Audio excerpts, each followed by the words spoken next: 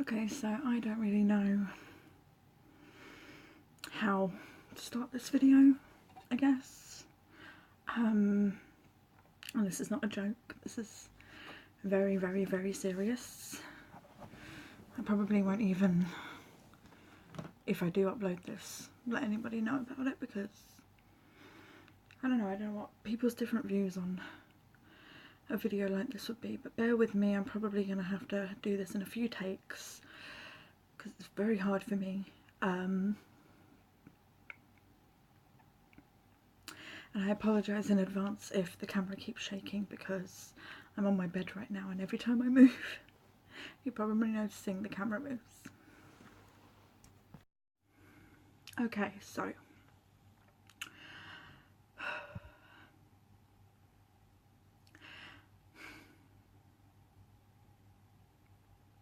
I don't know how to start. It's really hard for me to talk about this, and I have to keep my voice down because my mum's downstairs.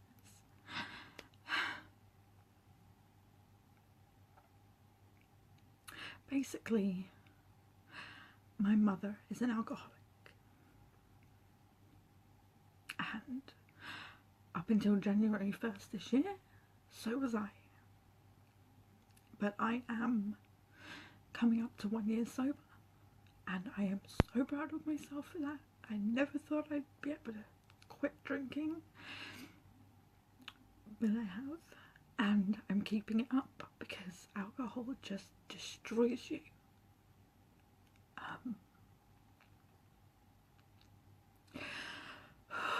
Sorry.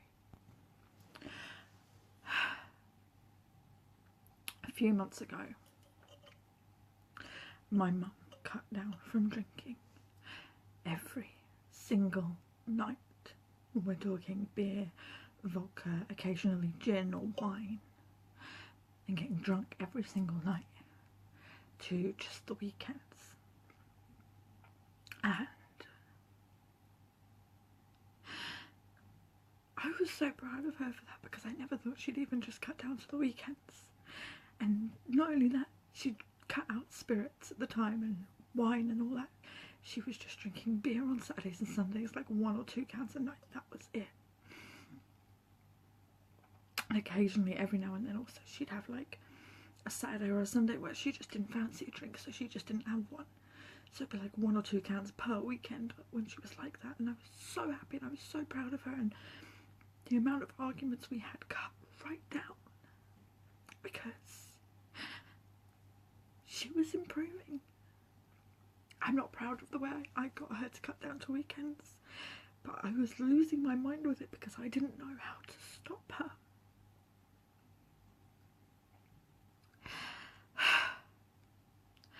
Basically, she got really drunk one night. Really, really drunk. And she was like passing out. And I was trying really hard to keep her awake. Like, just stay awake, just stay awake. Anyway, she was in and out of it, and she just wouldn't stay awake. And keep in mind, at the time, my husband had no idea how bad it was. And my sister had no clue at all that Mum was drinking, or that I had been drinking. So I was basically on my own with it. And I thought, you know what, screw it. She needs to see what she's like. So I picked up my phone and I filmed her drunk. We had like a 2 or 3 minute conversation, drunk. And at the end she just zonked. And I showed her the video the next day when she was sober. And it shocked the living hell out of her. She had no idea she was like that. And she cried a lot, and I felt really bad. But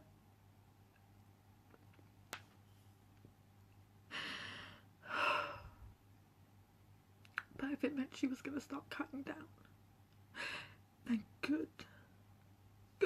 She needs to. If it's what's best for her, then good. Sorry. Okay, so yeah, she cut down to just beer on the weekends, and She was doing really well. Really well. And then one day she turns to me and says, I want a bottle of vodka. And we had a huge row, and in the end I just thought, you know what, screw it. She wants to throw away her health. She wants to throw away how well she's been doing. Then screw it. Yeah, I'll go out to the shop and I'll buy you a bottle of vodka and you can just drink it all. I don't care. Probably one of the worst rows we've had over it. Because I stormed out of the house. I went to the shop and it was pretty late. I think it was pretty close to the shop closing. The shop here closes at 8 o'clock. So, pretty late. I remember it being dark.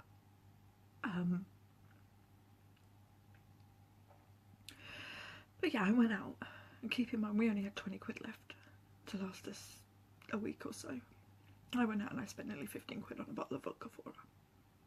So, you know what, screw it, there you go, have it. Came back and there you go, there's her vodka. I'm the smoker. And yeah, every now and then she'd have a vodka on the weekend, and it went from one vodka and one beer with maybe a cup of tea in between,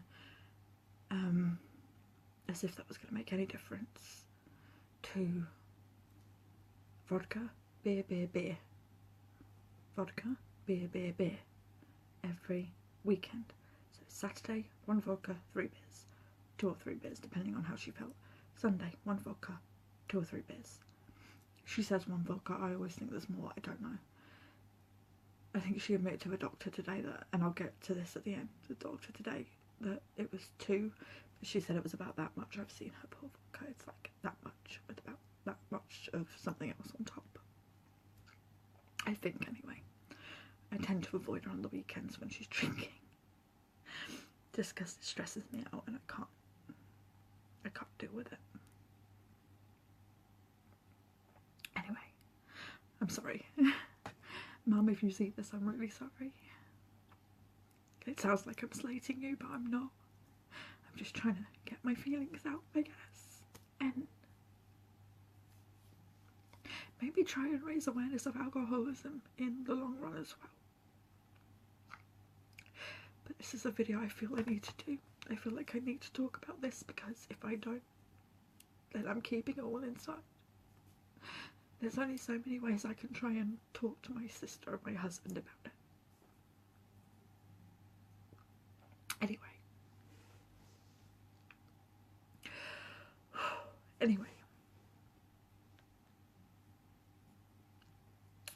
feel really guilty for making this video now.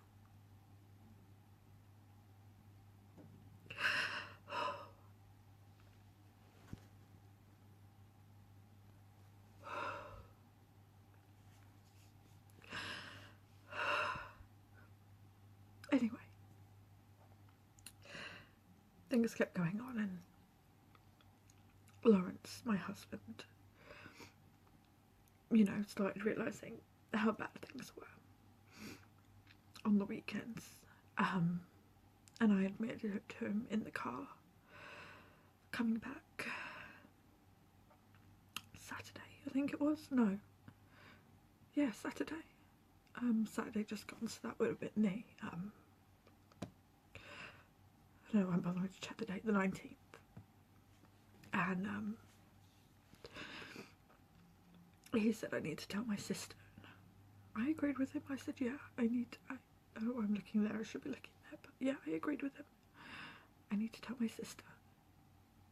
I didn't want to, but I know I had to, because the stress of it was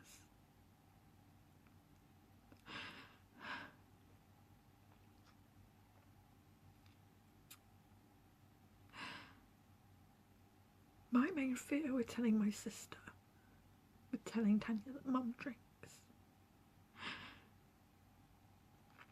was that she'd hate me for not doing something about it before, or not trying, or that she'd think I hadn't tried. But she didn't. She was so nice about it, and so understanding and supportive. Make me wish I told her years ago.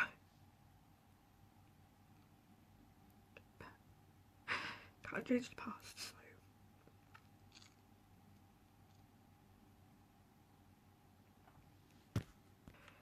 Anyway, I messaged my sister on the Sunday and said, can we have a day where I'm over at yours? I need to talk to you about something, and I can't do it around Mum. That ended up not being the plan. She called me on the Sunday, and I talked to her while I was in my room while Mum was downstairs, and I kept my voice down as much as I could because I was worried she'd hear me. And my mum's not a violent person, like, she doesn't get violent, but I knew she'd be really upset if she knew I was talking to Tanya about it, so I kept my voice down and I stayed very quiet. And I explained, like I said, everything to Tanya, and she was so supportive, just like Lawrence had been on the Saturday, and Lawrence had been since he found out about Mum and I drinking before. And we came up with a plan. We came up with a plan because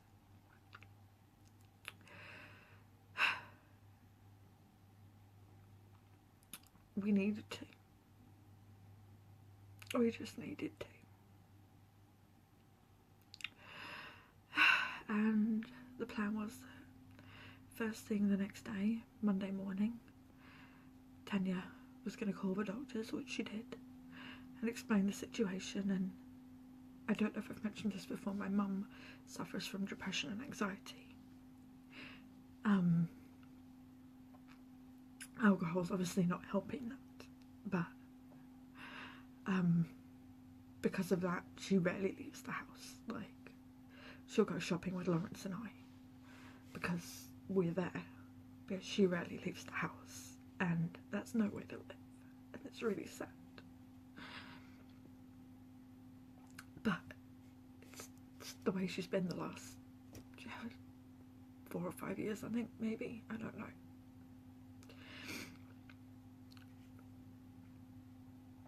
Anyway, she explained the situation to the doctors, and the doctor agreed to come out and see her today. Now, up until yesterday, Mum had no clue. She didn't know anything about it, and that was fine. Up until yesterday, that was fine by me. Yesterday I had a day with my sister, and it was a brilliant day. We just hung out, we had a right laugh. Proper fun day. We went out, we had lunch, it was a good day. And Lawrence picked me up from her house and was bringing me home, and before we came into Welford I had a bit of a panic attack. We were talking about the situation, what was going to be happening today, and I couldn't not tell my mum. I couldn't spring it on her because I felt sick at the thought that we were going behind her back, and we were coming into Welford, and I got to put into a lay-by just before the village, and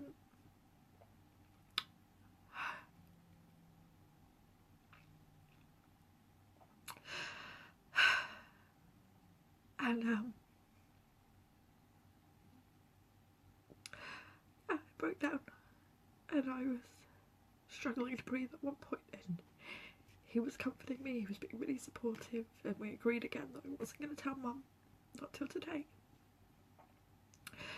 But I had to, so as soon as he left here last night, I did. I told her. I was nice about it. I sat down, I said sit down at the table, and you know, we need to have a quick talk. And I told her, and no, she did not take it well, at all. See, here's the thing. After talking to Tanya Sunday, keep in mind this was Sunday afternoon, Sunday night, Mum noticed I was a bit off with her. Not like in a bad way, just quiet. And she brought it up with me, and I was like, I'm worried about you. You've got this going on, and this and this, and she kept insisting she's fine, she's fine. I was like, no, you're not. we had a conversation and I ended up saying, look, just for once, for 1 year, can we please just have an alcohol-free Christmas? It'll be my first Christmas sober since 2010. There are reasons for that. Basically, 2010, my mum and I didn't live together at all. And I spent Christmas with Lawrence and his family, and yeah, that was my first sober Christmas. And that was 6 years ago. So, but since then, not one. And I really want a sober Christmas. I really want it to be a nice Christmas.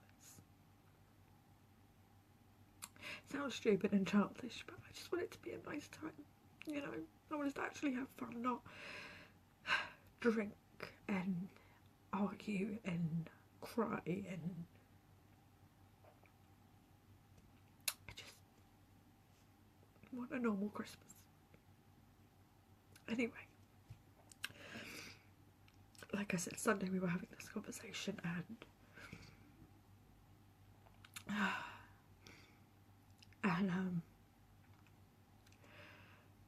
we had a bit of a disagreement and she went downstairs and I stayed upstairs because sometimes you just need space. And we're very good at that. We're very good at giving each other space. But yeah, no, we had a bit of a disagreement. She went downstairs, I stayed upstairs, and about 20 minutes later, I had a shower. I got out of the shower, come back in my room, got dressed. This was about 20 minutes later. She knocked on the door with a cup of tea, which she usually does after I've had a shower every night because it's cold in this house. And she brings me a cup of tea and we started talking again, and she said she wants to cut out vodka again and she wants to go back to having 1 can a night. 1 can on a Saturday, 1 can on a Sunday, no more. Yeah, okay. Okay, that's fine. If you want to do that, you do that, that's fine. Okay, I'm fully supportive of that, no problem.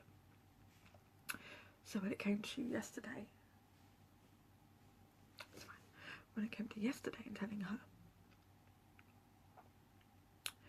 yeah, she got upset, especially with the conversation we'd had on Sunday. She got upset, and I'm looking in the wrong place again. And there was a lot of tears on her part mainly. And I explained a few things to her that I hadn't explained before. Things of how I was feeling and how things were affecting me. This was after my sister spoke to her on speakerphone and told her that we're only doing this because we love her and we want the daughter to, you know, we wanted to see sense a bit and that alcohol's ruining her life and mine a little bit.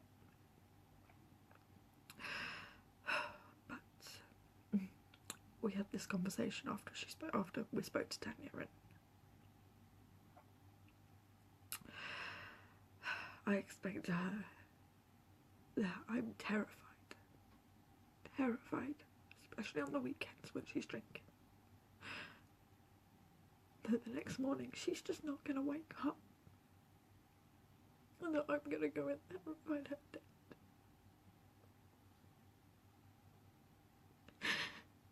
That terrifies me.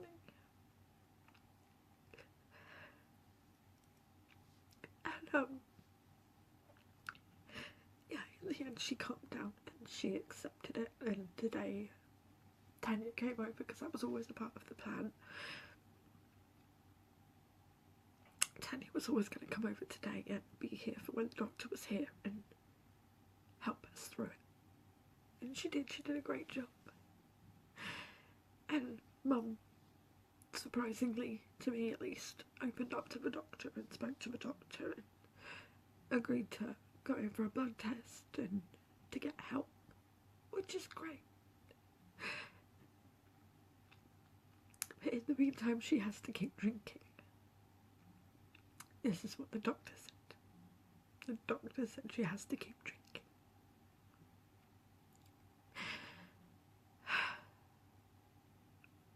And that's fine because withdrawal symptoms could kick in if she just quit outright. So that's fine, yeah. But last night she was adamant she was quitting outright. Like, she poured all her beer down the drain, everything. And she was adamant that she was quitting outright, and now we're back to, well, come Saturday and Sunday, she's drinking again. But that's fine. She's not a bad person, by the way, my mum. She's not. She's just... I don't know what the right word is for it, but...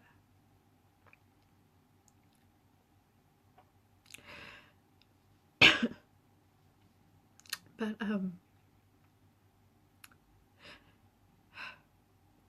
don't know what the right word is for it, but I'm trying to find a way to say it. She's not a bad person. She's just... she has a problem. And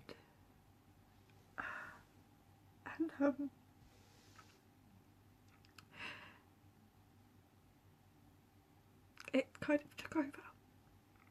And that's fine. That's fine, because now she's going to be getting help.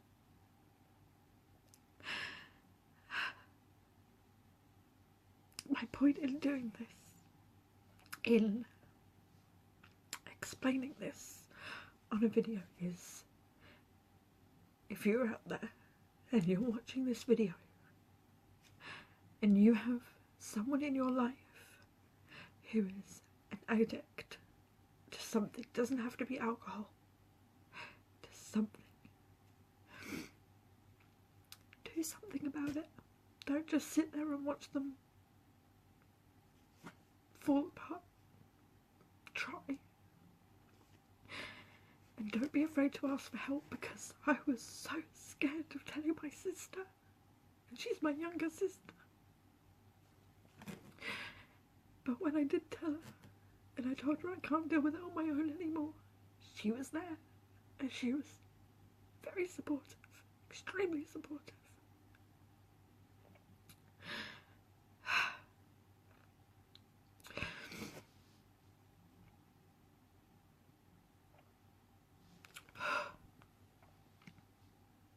But yeah, like I was saying, don't be afraid to tell someone. Don't be afraid to speak up. Don't be afraid to ask for help. Because I was such an idiot. I never asked for help. And like I said at the beginning, I was a very heavy drinker. Since I was 15 years old up until 2010, I would drink. I don't want to say how much, but a hell of a lot. And then 2010, for most of it, I was sober. I drank a little bit here and there. 2011, I drank a lot more. And just from there, it got worse and worse, and it was every single night. Every single night. Except for when we were trying for a baby, because I can't drink and try for a baby, so... But as soon as I knew I wasn't pregnant, back to drinking at night. And that's no way to live.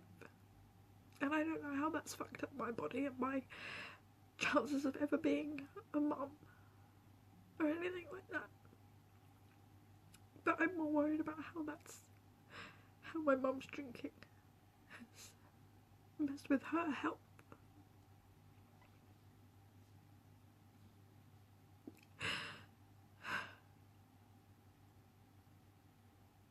I can't keep crying. It's too many. And I even think I'm going to upload this. I think it's going to be a video diary. Video diaries again. Right, so as you can probably tell, I didn't keep it as a video diary, obviously, because it's on YouTube and you're watching it. I ended up talking to Mum about it today and showing her the video. And it was met with tears and upset, but also understanding of why I did it. And she's mostly supportive of me putting it on YouTube. Her only concerns are that certain people may see it and may react badly to it, but at the end of the day, it's none of their business. It's at the end of the day, it's nothing to be ashamed of anymore. You know, she's open about it, she talks about it, she's getting help. It's, you know, she's doing the right thing at the end of the day, and no one has any room to comment on that. But I just wanted to do this bit to say, one, I'm sorry that the video was really quiet in places. I just wanted to keep my voice down because I knew that doing the video in the first place would upset my mum. And two, thank you. If you've made it this far, thank you for watching.